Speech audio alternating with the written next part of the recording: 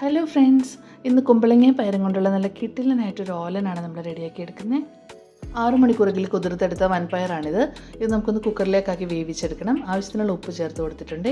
അത് വെന്ത് വരുന്ന സമയം കൊണ്ട് നമുക്ക് ഒരു 2 കപ്പ് തേങ്ങ എടുത്തതിൻ്റെ പാല് പിഴിഞ്ഞ് മാറ്റി വയ്ക്കാം. 1-ാം പാലും 2-ാം പാലും സെപ്പറേറ്റ് പിഴിഞ്ഞ് വെക്കണേ. 1 കപ്പ് പയറാണ് ഇപ്പോൾ നമ്മൾ വേവിച്ചെടുത്തിട്ടുള്ളത്. ഇതിലേക്ക് 1/4 കിലോ വരുന്ന ഒരു കുമ്പളങ്ങയാണ് നമ്മൾ അരിഞ്ഞ് ചേർക്കാൻ പോകുന്നത്.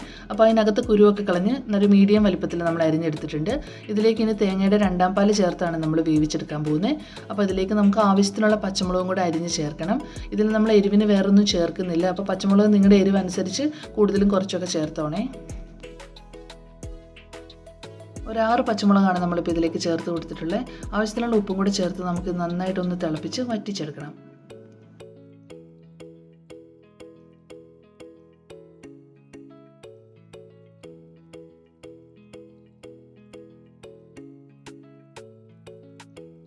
ഇപ്പോൾ കറി നല്ലോണം തിളച്ച് വറ്റി വന്നിട്ടുണ്ട്. ഇനി ഇതിലേക്ക് നേരത്തെ പിഴിഞ്ഞ് വെച്ചിട്ടുള്ള തേങ്ങയുടെ കട്ടിയുള്ള 1-ാം പാല് നമുക്ക് ചേർത്ത് കൊടുക്കാം.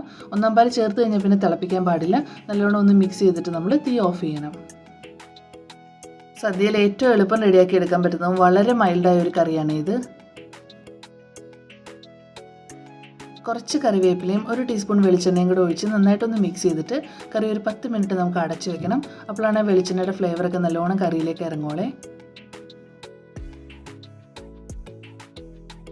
ഈ കറി ഇനി ഇരിക്കും തോറും കട്ടിയായി വരും കേട്ടോ.